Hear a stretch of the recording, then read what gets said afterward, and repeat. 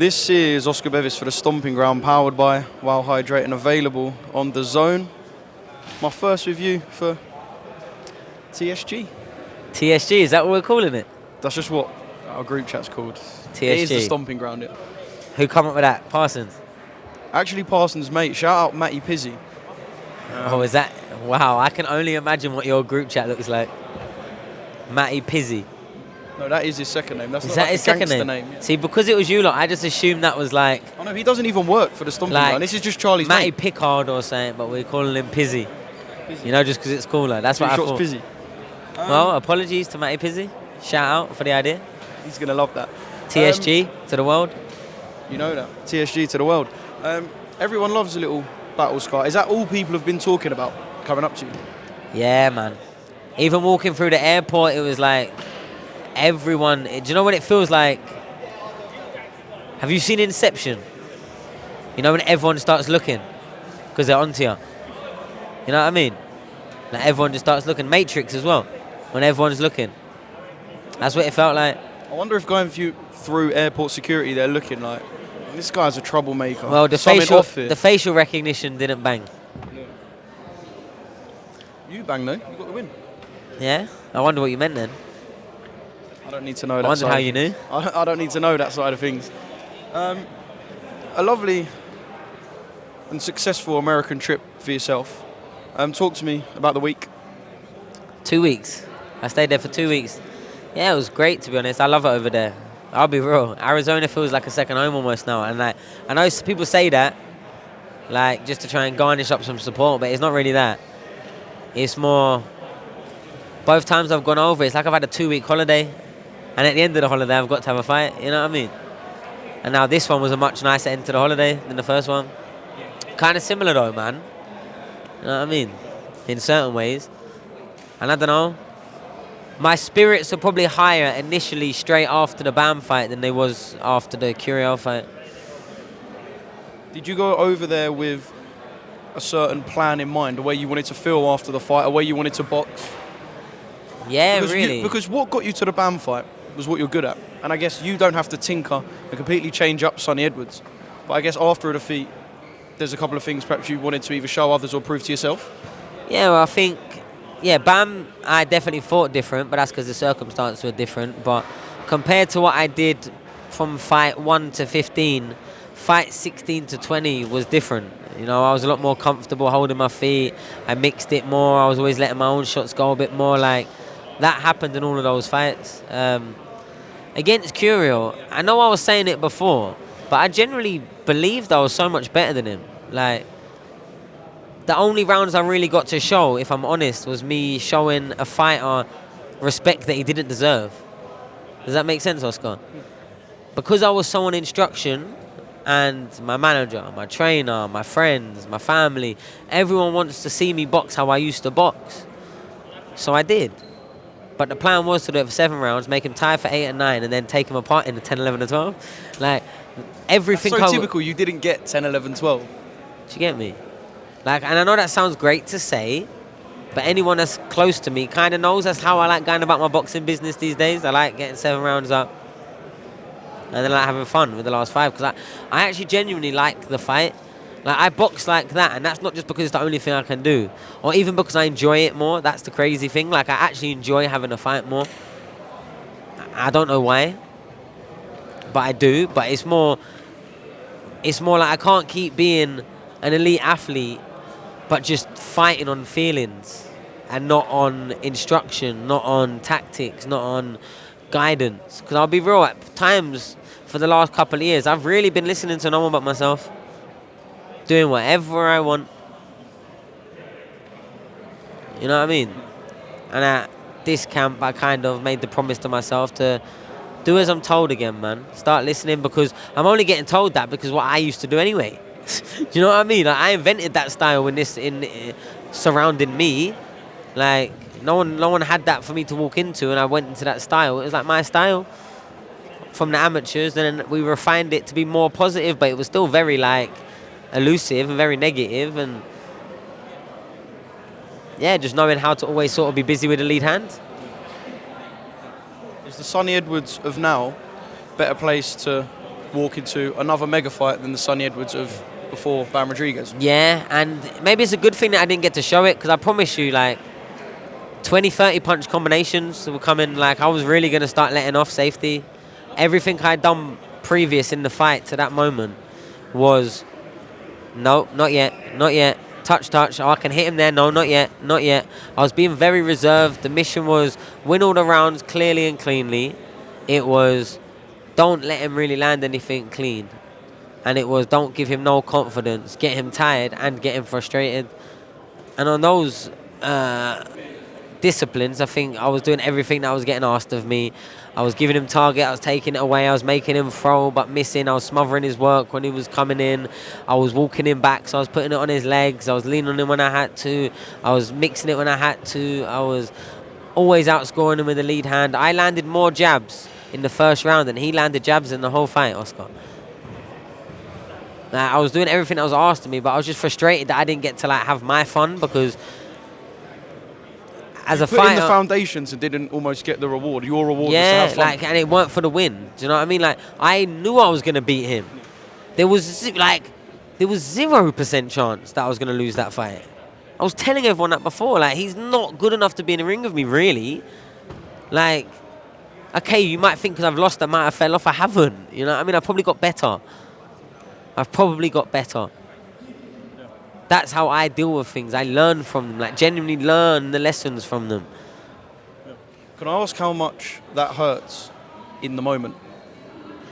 Everyone looks at it and goes, "Oh, I can't imagine that." But okay. I will never know a fighter's adrenaline, a fighter's buzz, but a lot of fighters say that they don't really feel pain. Here's the thing: until they either wake up in the morning, if this or happened, someone's got a needle in there. If this happened in the BAM fight, I wouldn't have felt it. One sec.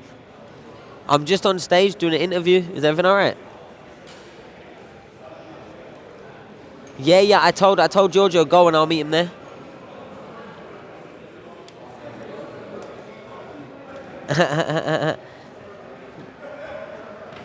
Oh, I'm in the middle of an interview right now. You're ruining my interview. Sorry. I love the rawness. No, that's cool. So where was he? If it would have happened in the BAM fight, that exact cut. Yeah, if it happened in the BAM fight, yeah, because of how hard the fight was and how like the adrenaline was, and I was getting caught with shots straight away, so my adrenaline went up straight away. When this happened, he hadn't laid a glove on me. He caught me cold with his head. That's why it actually really hurt. Like, it was like getting hit over the head with something. But this then, if you go back and watch the fight, watch the next round or two after I had a head clash. He didn't hit me again. Because I was up. It didn't happen mid-fire fight. It's not someone just walked in with a shovel and boom, a headbutt at me. And he grabbed the. If you actually watch it, he put his hand around my back and he come with his head. But look, did he do it on purpose? Was it accidental? Who knows? Yeah.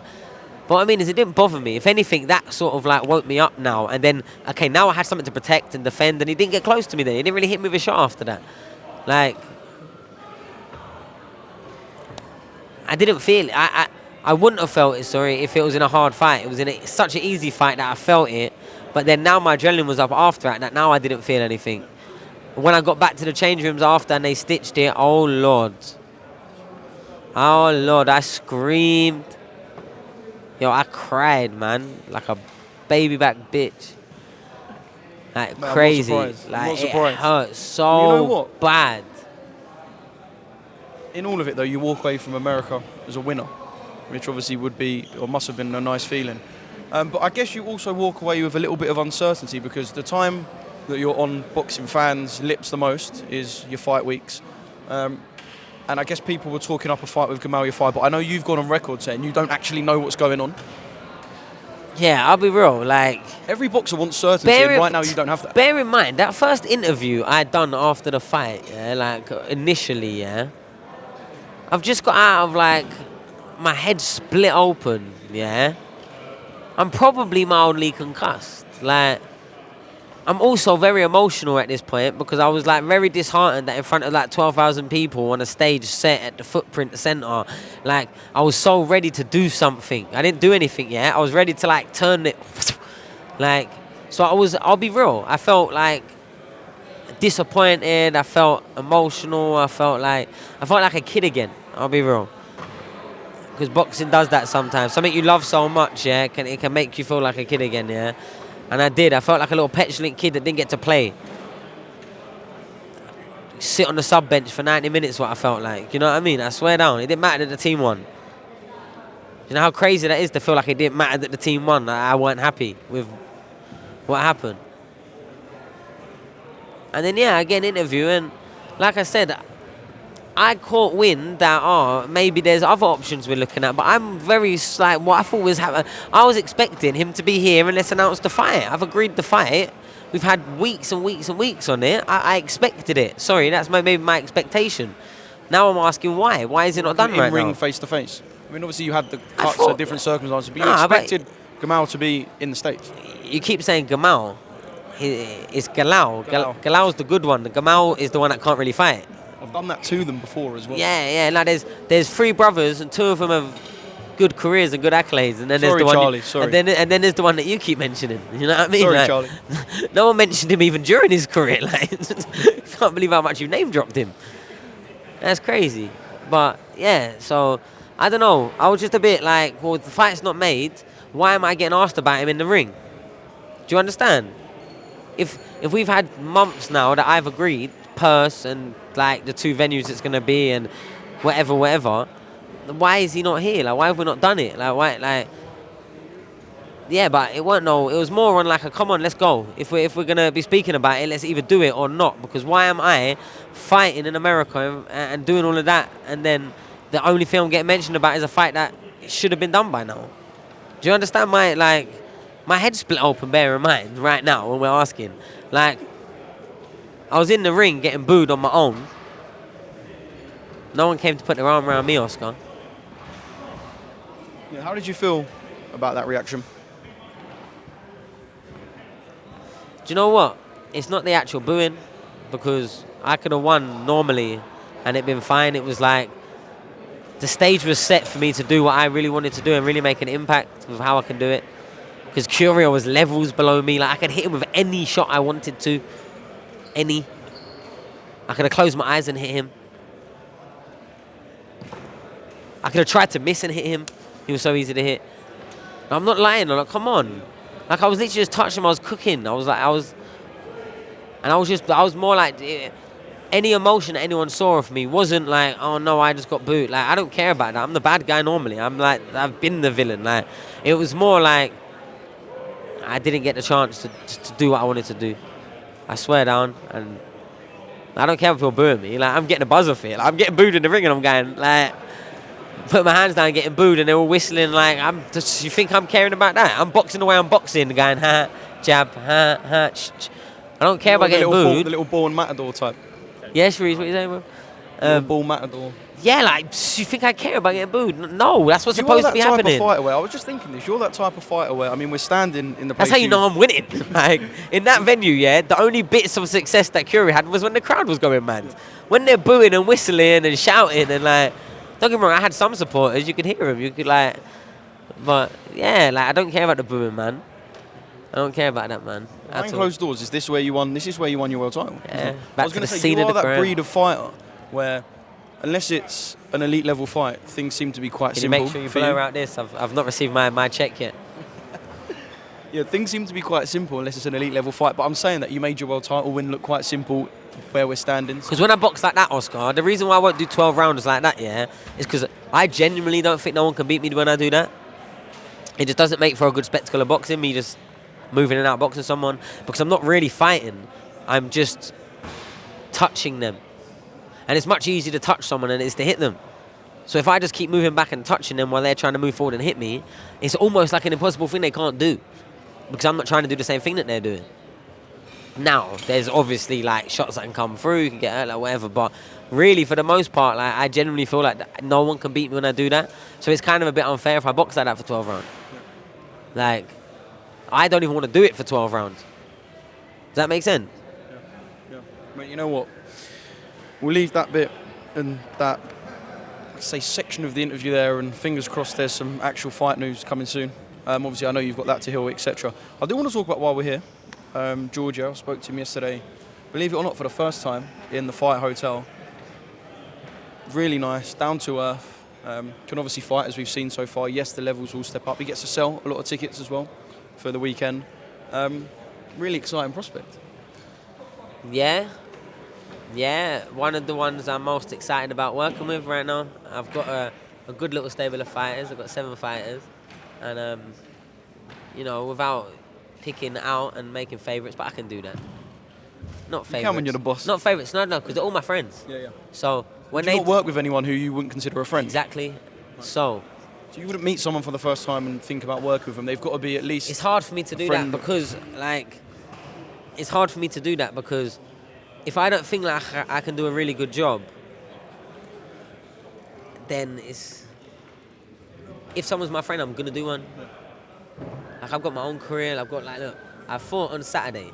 Yeah, I didn't go trip over to Vegas while I'm there, or I came straight back. There's no feet up in the Bahamas right now. No. And outside of the fighters I managed, and I have like a friend like Lyndon who will be fighting in Saudi a week after the BAM fight.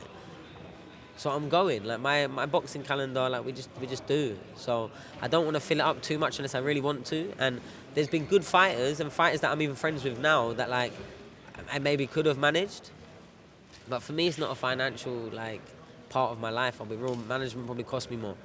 I'll be real. Over everything, it definitely, it 100% has cost me more. And yeah, maybe that changed when some of these fighters get big up, but that I'll be real, it's not why I do it. I just want people to get looked after the same way I've been looked after. So I want to extend that network, I want to extend that knowledge, I want to extend that experience, and there's not one fighter that I work with 100% as their manager. I don't feel I'd be able to have the energy because of my own career. I don't think I'd have to be able to have the time right now in that sense.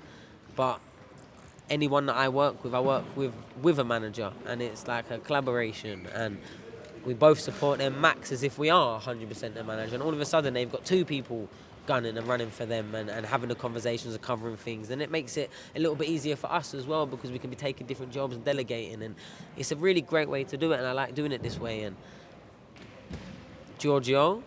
Your reward will be when Giorgio scores a knockout on Saturday night. He's 200, 250.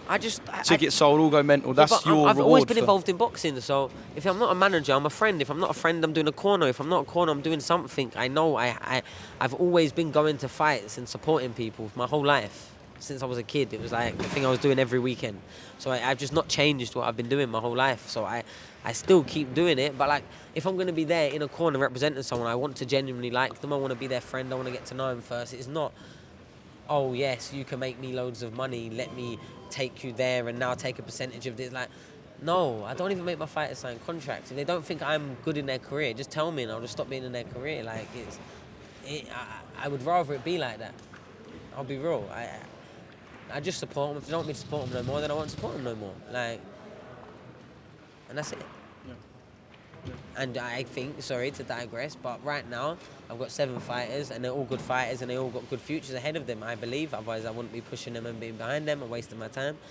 Right now, if you ask me my 2 blue chips, Giorgio and Ishmael, I'm very, very excited for both of them. I'm excited for all my fighters, but Giorgio's got something that I haven't seen anyone else have. I don't really know how to describe it yet, but I think I'll be able to by the end of his career. Yeah. Ish is There's an entertainment factor with Ishmael. Ish is one of the hardest and toughest and nicest and like, yeah, he's so happy to be in this position in his life that, he ain't got hate in his heart. He's just enjoying the process. He's killing himself in the gym, doing everything he can. He's taken every single fight, no matter what the notice. They're giving him 5-6 weeks notice for Troy Williamson. He said yes. They're giving the same, even less for Ewan McKenzie. He said yes. They've offered him now recently a fight. I'm not going to go into it just in case it doesn't get over the line, but it's short notice, shorter than that, and he said yes. Like, hopefully we have some more news next week because he's already started camp and dieting and he's already been sparring Avanesian and he's just loving the process and being a full-time athlete, big part of boxing now, and he's he's just on like the starter steps really of his first few live shows, but give Ish a few more years, I think he'll be one of the recognised names in British boxing. He's got such a story that will make you cry. If he sat there and told it, his life weren't like many people's lives. His life's probably closer to that of a Mexican. someone's from somewhere where there's not like a lot of hard times before them. And yeah, man, I'm so happy for him, I'm so proud for him as a friend. He's been my friend for a long time. I've only managed him for less than a year. It's been since November, October. He asked me to manage him during as I was coming up to the BAM fight. In that process, and in that process, got him his first fight match for him. I remember we spoke. I guess when like you said, you've been friends for a while, but when you just started in a work capacity as well, we spoke on the Wasserman show where Lyndon won, and you went to speak to Ishmael, and you both jumped in the interview, and that was the first time I'd seen him fight, but the first time I properly met him. And there's a lot to say about someone who conducts himself well. Yeah, I can't lie. Yeah, one thing I will say is, I work with a few fighters, and sometimes I try and give my advice, tell them what they should be doing. Everything I've kind of said to Ish that I think he should be doing, he's just done it. And then I think he's seen the dividends. Like, at first I'm telling him, go to the 5Ks. You've had no promoters, shouts, or no offers. Go to the 5Ks. Yeah. Get to the show. Come with me to the press conference. All of a sudden, he's been at 3 things, and he's got a fight date by the end of the week. Yeah. Eddie's at the 5K announcing his Matchroom debut. He had nothing on the Tuesday. Do you understand? Like, he just listened. Even said about a nutritionist, he went and saw a nutritionist. That are going to be there. Yeah. People cutting up reels and your face gets seen. No, 100%. I went, if you're not in the game, you're out of the game. So if you're trying to get into it, just be around it. Ish, you're a good guy, a good fighter, and you're probably one of the best kept secrets in boxing right now. He's getting used as sparring partners, Lyndon Arthur, Conor Benn, and loads in between. Like, and actually proper using him. Like, Avanesyan using him now, like all of now, like, because he can go the rounds, you know what I mean? More than, like, and they're proper rounds, and he's good. Just because he didn't have no exposure didn't mean he wasn't a good fighter. It's about getting him exposed. He did everything I asked him to, and that I think he should be doing. And I think already now, I'm getting people coming to me constantly about Ishmael, asking me about him. Oh, how's he doing next? When's he fighting next? Because he's an exciting fighter. Just like Giorgio, but just like Brandon Scott, just like Brandon Dayon. All my fighters, got a few more coming through. I'm really excited to work with all of them. Yeah, man. Like, for me, everything's going good right now. The team's strong, and that's what we're doing. I think I've spent, and people around me have spent, too many times making the wrong people strong. And then you have to pay the price for that in the future. And now it's really about, like, being very selective about who you have with your time. Seeing your relationship with people for what they are. Stop making excuses for people and just stick to your mission, man. I've got good people around me. I've got a good team around me. And I think, yeah, man, we're coming for it all. I love it. Thriving. Absolutely thriving. I don't know when they're going to pack all of this sort of stuff up. I did want to get you on one thing. Ryan Garcia. Are you looking at that last night? Not just last night, over the past couple of months. Are you looking and kind of wincing? Do you know, I've not really been kept up with this last bit. Obviously, I'm not on Twitter no more. I see the WBC banned him. He's already banned from boxing, I think. I don't know, man. I feel sorry for him more than anything. I think the human can only handle so much exposure level of fame, and there's usually eventually a snap. I think we've seen it time and time again with fighters. It's fair to say he was the pay-per-view picture boy, really. But we don't know what he's seen. The way things were moving going forward. He is a massive star. If anyone's going to get got at, is all I'm going to say, is if anyone's going to get got at, it would have been the one that had 500k followers by age 17 or something. So that's all I'm going to say. I hope his soul, I hope his mind, I hope his body, I hope everything he recovers and heals. What the truth is, I don't know. I don't know him that well. I don't really know him. But yeah, when the whole world's watching your worst days, it's hard for anyone. So what the truth is, what the reality is, I don't know. It's a lot of confusion. There's a lot that's been said to it. And yeah, I just wish him nothing but the best, man. Regardless of what you think about his athletic endeavours and drugs testing and, oh, were you defending him? No, forget all of that. What we do as fighters, what we do as people, every day we leave the house just trying to be someone or do something that we can be proud of and the people can be around us can be proud of. Eventually, life can take 100,000 turns, and where you end up, you're not too sure. But right now for Ryan, I hope that he can find some peace in his mind, because his action shows that he probably hasn't got it. And yeah, whether that's from external pressures, you know, internal battles, whatever it is, I hope that he finds happiness and some peace, man.